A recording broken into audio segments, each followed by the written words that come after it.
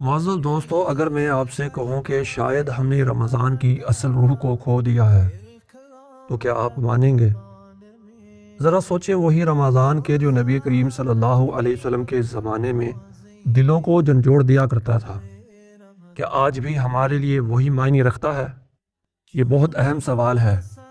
آج کی اس ویڈیو میں ہم آپ کو نبی کریم صلی اللہ علیہ وسلم کے رمضان کی وہ حقیقت بتانے جا رہے ہیں جو شاید آپ نے پہلے کبھی نہیں سنی۔ معزز دوستو، نبی کریم صلی اللہ علیہ وسلم رمضان کو عبادت، دعا اور قرب الہی کا مہینہ سمجھتے تھے۔ یہی وجہ ہے کہ شعبان آتے ہی آپ صلی اللہ علیہ وسلم عبادت میں اضافہ فرما دیتے تاکہ رمضان میں عبادت کا ذوق پہلے سے پیدا ہو جائے۔ لیکن کیا ہم نے بھی ایسی کوئی تیاری کی تھی؟ اگر آپ واقعی چاہتے ہیں کہ یہ رمضان آپ کی زندگی بدل دے تو ویڈیو کو آخر تک ضرور دیکھیں، کیونکہ آگے وہ راز ہیں کہ جو آپ کا رمضان ہمیشہ کے لیے بدل سکتے ہیں۔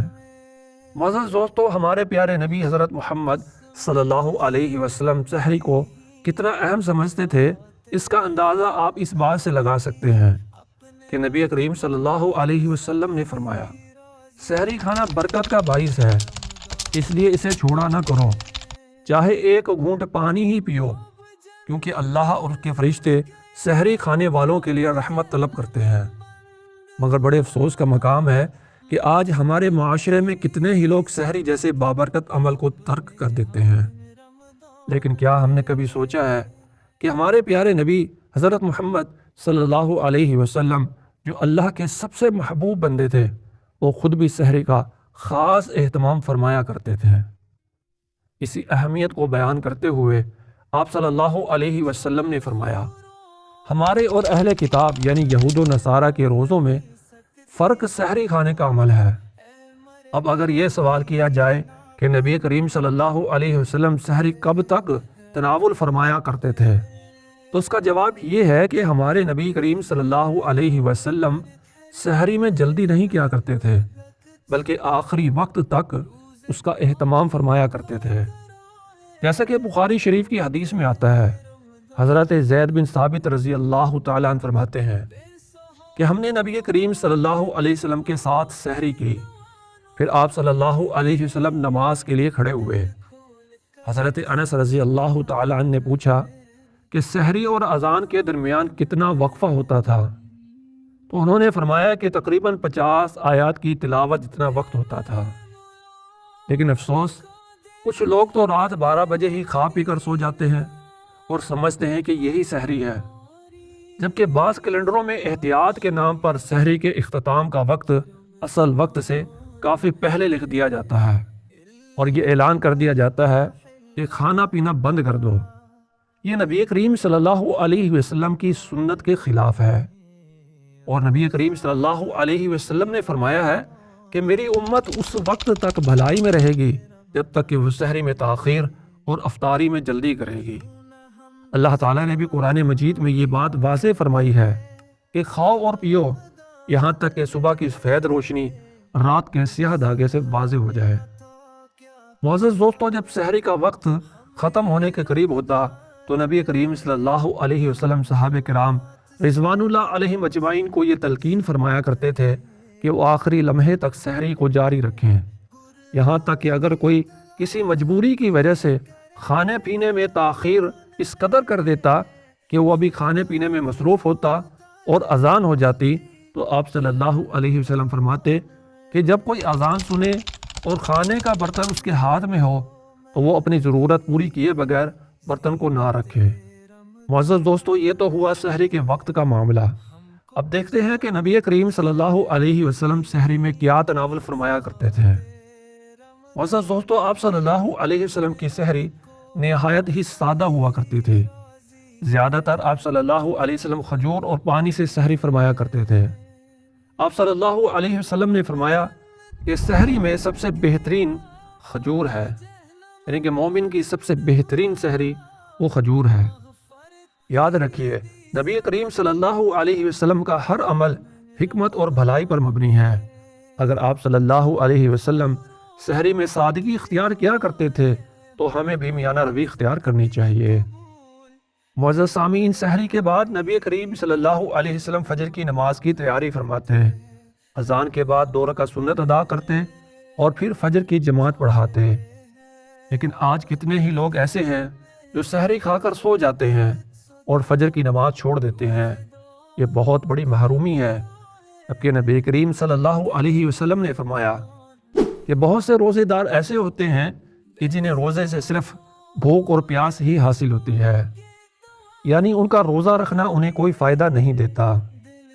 اور نماز کے بعد نبی کریم صلی اللہ علیہ وسلم وہی نماز والی جگہ پر بیٹھ کر سورج طلوع ہونے تک اللہ کا ذکر فرمایا کرتے تھے۔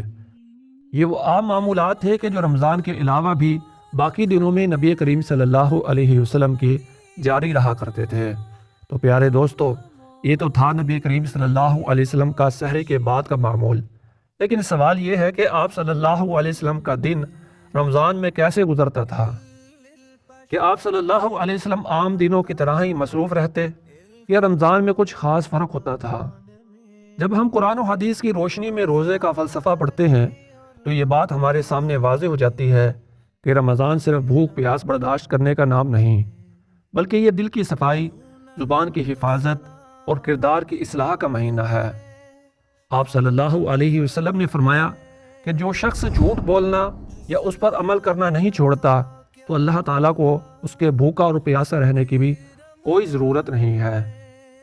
تو میرے پیارے مسلمان بھائیوں، نبی کریم صلی اللہ علیہ وسلم رمضان مبارک میں تلاوت و قرآن کا خاص اہتمام فرمایا کرتے تھے۔ حضرت ابن عباس رضی اللہ تعالیٰ عنہ فرماتے ہیں کہ رمضان میں حضرت جبرائیل علیہ السلام آپ صلی اللہ علیہ وسلم سے ملاقات کرتے اور قرآن کا دور کیا کرتے تھے۔ ذرا سوچئے کہ جب نبی کریم صلی اللہ علیہ وسلم، جو خود قرآن کے سب سے بڑے عالم تھے، وہ بھی رمضان میں حضرت جبرائیل علیہ السلام کے ساتھ قرآن دہراتے تھے، تو ہمیں قرآن سے اپنا تعلق کتنا مضبوط کرنا چاہیے۔ یہی وہ روح رمضان تھی جو آپ صلی اللہ علیہ وسلم کے دل کو قرآن کی روشنی سے منور کرتی، اور پھر وہی روشنی آپ صلی اللہ علیہ وسلم کے ہاتھوں دنیا کے لیے رحمت بن کر بہہ نکلتی۔ نبی کریم صلی اللہ علیہ وسلم عام دنوں میں بھی بہت زیادہ سخی تھے، مگر رمضان میں آپ صلی اللہ علیہ وسلم کی سخاوت اپنی انتہا پر پہنچ جاتی۔ جو بھی آپ صلی اللہ علیہ وسلم کے پاس آتا خالی ہاتھ نہ جاتا۔ آپ صلی اللہ علیہ وسلم کی بخشش اور عطا ایسی ہوتی کہ جیسے تیز آندھی ہر چیز کو اپنے ساتھ بہا کر لے جاتی ہے۔ معزز دوستو، دن کے اوقات میں بھی آپ صلی اللہ علیہ وسلم عبادت اور دین کی دعوت میں مصروف رہتے، مگر رمضان میں اس کی شدت بڑھ جایا کرتی تھی۔ آپ صلی اللہ علیہ وسلم صحابہ کرام کو قرآن سکھاتے، ان کی تربیت کرتے اور دین کی اشاعت میں مزید محنت کیا کرتے تھے۔ اور پھر جیسے جیسے سورج مغرب کی طرف جھکنا شروع ہوتا، نبی کریم صلی اللہ علیہ وسلم افطار کی تیاری فرماتے۔ یہ وہ وقت ہے کہ جس میں مانگی گئی ہر دعا شرف قبولیت سے نواز دی جاتی ہے۔ آپ صلی اللہ علیہ وسلم نے فرمایا کہ روزہ دار کی دعا افطار کے وقت رد نہیں کی جاتی۔ لیکن غور کریں کہ ہم میں سے کتنے لوگ افطار کے وقت اللہ سے دل کی گہرائیوں سے دعا مانگتے ہیں۔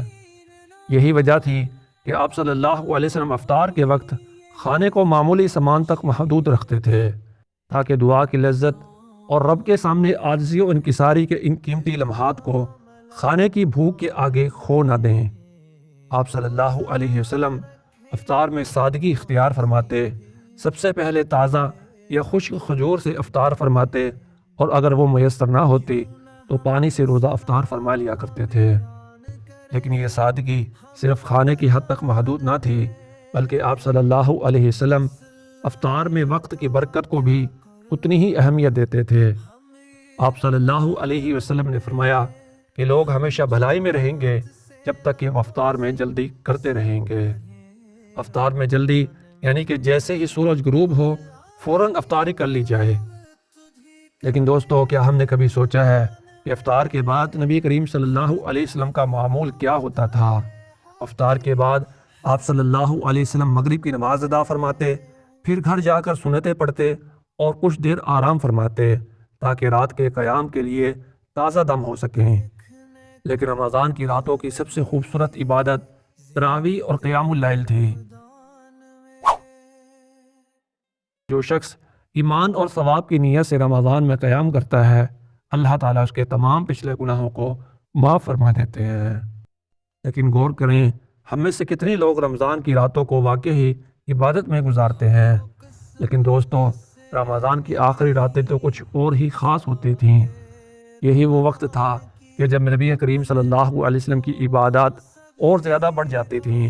حضرت امی عائشہ رضی اللہ تعالیٰ عنہا فرماتی ہیں کہ جب رمضان کا آخری عشرہ آتا تو نبی کریم صلی اللہ علیہ وسلم راتوں کو جاگتے اور اپنے گھر والوں کو بھی جگایا کرتے تھے اور عبادت میں پہلے سے خوب زیادہ محنت کیا کرتے تھے۔ یہی وہ عشرہ تھا کہ جس میں آپ صلی اللہ علیہ وسلم اعتکاف بھی فرماتے تھے اور اللہ کی قربت میں مشغول ہو جاتے تھے۔